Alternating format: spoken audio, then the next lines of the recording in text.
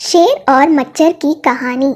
जंगल के राजा शेर को अपनी शक्ति पर बड़ा घमंड था। वह स्वयं को सबसे शक्तिमान समझता था, इसलिए जंगल के हर जानवरों पर अपनी गौस जमाता रहता था। जंगल के जानवर भी क्या करते, अपने प्राण सबको प्रिय थे, इसलिए ना चाहकर भी शेर के सामने नतमस्तक हो जाते। एक दिन दोपहर के समय शेर एक पेड़ के नीचे सो रहा था। वहीं एक मच्छर भिनभिना रहा था, जिससे शेर की नींद में खलल पड़ रहा था। वह एक मच्छर से बोला, हे मच्छर, देखता नहीं मैं सो रहा हूँ, भाग यहाँ से, नहीं तो मसल कर दूंगा। मच्छर बोला, क्षमा करें वनराज, मेरे कारण आपकी नींद में व्यवधान उत्पन्न हुआ, किंतु आप मुझे ये बात नम्रता से भी कह सकते हैं, आखिर मैं भी इस धरती का जीव हूँ। अच्छा, तो तुम छोटा सा मच्छर मुझसे जुबान लड़ाएगा? और क्या गल कहा मैंने? तुम मच्छर हो ही ऐसा कि कोई भी तुम्हें यूं मसल दे। मैं तो ये बार बार कहूँगा, क्या बिगाड़ लोगे तुम मेरा? मच्छर को शेर की बात और व्यवहार बहुत बुरा लगा। वह अपने साथी मच्छरों के पास गया और उन्हें सारी बात बताई।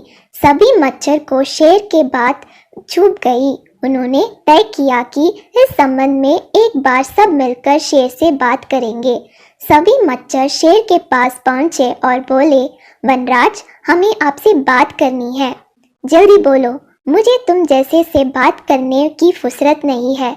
शेर बोला, वनराज, आप होंगे बहुत शक्तिशाली, किंतु इसका अर्थ है कथिया नहीं है कि आप अन्य जीवों और प्राणियों का मजाक उड़ाएं या उन्हें नीचे दिखाएं। मच्छर बोले, मैंने जो कहा सच कहा, मैं सबसे शक्तिशाली हूँ और मुझे कोई हरा नहीं सकता। घमंड में चूर शेर गरजा। ऐसा नहीं है, अगर आप शक्तिशाली हैं तो हमें भी इतना सामर्थ्य है कि आवश्यकता पड़ने पर हम किसी का सामना कर सकते हैं और उसे हरा सकते हैं। हम आपको भी हरा सकते हैं। मच्छर भी चुप ना रहे। यह सुनकर शेर हंसते हुए बोला, तुम लोग मुझे हराओगे? तुम लोगों की इतनी हिम्मत कि मेरे सामने आकर ये बात कहो?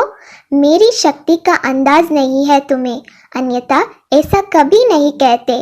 अभी भी समय है, भाग जाओ यहाँ से, नहीं तो कोई नहीं बचेगा। शेर के घमंड ने मच्छरों को क्रुद्ध कर दिया। उन्होंने ठान लिया कि इस शेर को मजा चखा कर ही रहेंगे।